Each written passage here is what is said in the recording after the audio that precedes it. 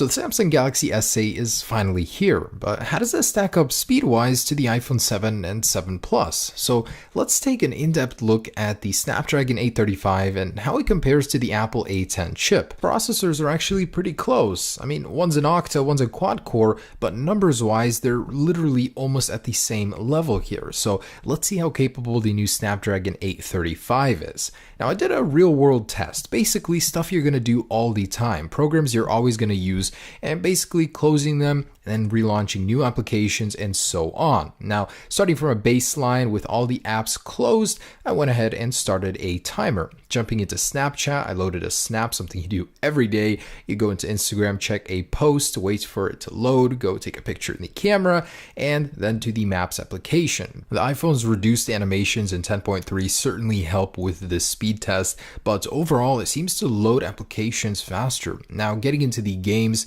I'm loading up Minecraft first. The iPhone does have an advantage here as it seems to be more optimized for game loading. I don't really know why, but it does seem to run those a little bit better. Now, the Samsung Galaxy S8 is no slouch. I mean, it's really not that far behind, but it just seems when doing these sort of tests, the iPhone has the advantage of loading times. Now, it's only one game behind now, but seems to be two now, as I've already loaded Asphalt and Grand Theft Auto. So if you play a lot of games on your iPhone and load times are important to you by 2 seconds, the iPhone seems to have a small advantage here. So it seemed like in the earlier tests, like daily tasks, it was just as optimized on the Galaxy, but they're now on the same application. I just exited that one on the iPhone going into Poker.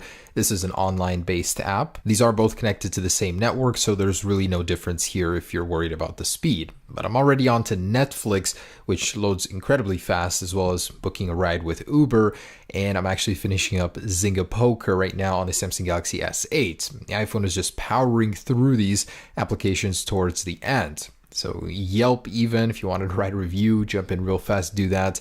And for the last test on the iPhone, I'm already exporting a 4-minute 4K video clip. So this is compiling inside of the application, and then I'm going to export it. It's no easy task, and there's a lot to do. Still way behind on SoundCloud on the Samsung Galaxy S8, and moving on to Yelp now.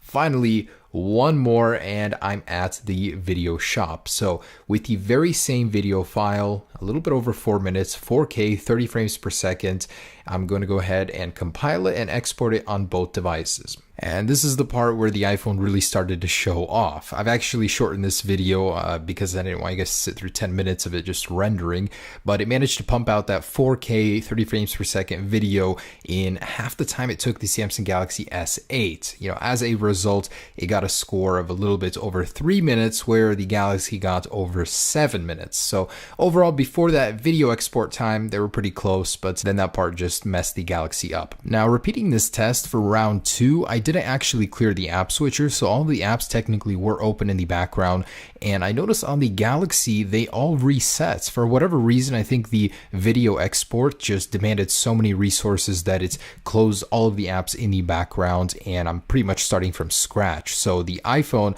is much faster, as the apps were already loaded and just needed like a second refresh and they were good to go. So as a result, I got a very short time of about 47 seconds on round 2, whereas on the Galaxy, without doing the video export, it took over 1 minute and 45 seconds. So definitely quite the difference between these devices. I don't know if that's an optimization thing on the Galaxy's part. Maybe I just used too many resources with the video export, but I'm not saying it was bad. It's just, the iPhone was a little bit more efficient at reopening applications. And I just wanted to make a disclaimer. Most of you guys probably won't be experiencing this behavior. Using the Galaxy S8 normally, apps reloaded where they were every single time I would reopen them after doing something else. It's just when you're doing something so intense, that seems to reset to what was going on before. So just don't want you guys to get the wrong idea. I'm not saying the Galaxy is slow whatsoever. Now, wrapping up this real world test, I wanted to get a little bit more specific. All right, so let's go ahead and do a startup test. So these guys, have just performed the test. They have all the apps open in the background, and let's go ahead and power these guys off, turning them on in 3, 2, 1. And they're off. So Samsung Galaxy S8 running Android 7.0 on the left and iOS 10.3.1 on the right. Very curious decision on Samsung's part to ship Android 7.0 and not 7.1.1 or something. Anyways, the iPhone is first to start up here, even with a passcode, considerably actually. So quite the difference there, although we only start up our phones maybe like once every few days, if even. So not that big of a deal here. Now let's load some of these games up individually. I know I did them in that test, but that's more of an overall speed test, not individual apps. So let's go ahead and run through those. So getting into Snapchat here, Instagram. So about the same there. Camera, oh, about the same. Galaxy's a little faster, I think. Maps, Galaxy. Photoshop Express, iPhone. This one has like a little bit of an interesting lag when opening. It hesitates for a second. Minecraft, especially when opening larger games and stuff. Oh, that one was actually faster. Nice. Mario Run. This one seems to be loading a little faster here. And, oh, actually about the same time. Asphalt 8. Yep, so iPhone 1 here considerably. Seems like the larger the game is, the faster the iPhone loads it. Grand Theft Auto, and gotta click skip for the thing. So yeah, iPhone loads the main screen a little faster, but this one actually loads the actual game faster. Zynga Poker, the iPhone takes that win just by a few seconds. So cool. That's actually quite fair. So the Samsung Galaxy S8 is a lot faster in some tasks. Seems like the bigger games, it loads a little bit slower, but overall very, very capable device here. Let's load some web pages here using the default browsers. So the default Reddit page. Oh, the iPhone wins that one. And CNN.com here. The iPhone, wow, considerably faster. And they're on the same network here, so not using LTE. These networks aren't connected to anything. So let's try one more. All right, Apple.com, here we go. 3, 2, 1. iPhone just a tad bit faster. Let's try Samsung.com. 3, 2, 1. And actually almost the same there. Browser performance seems to be a little bit faster overall on the iPhone. Still pretty fair on both here. And let's go ahead and get some real numbers here. So let's run through Geekbench. Results are in. Wow. Multi-core beat the iPhone 7 Plus by a very, very close 12 points. Single core is almost half. I mean, it's a little over half, but dang. Quite the difference there. So this thing does, focus on efficiency with more cores. And for the applications that do support it, certainly you're going to notice that difference there.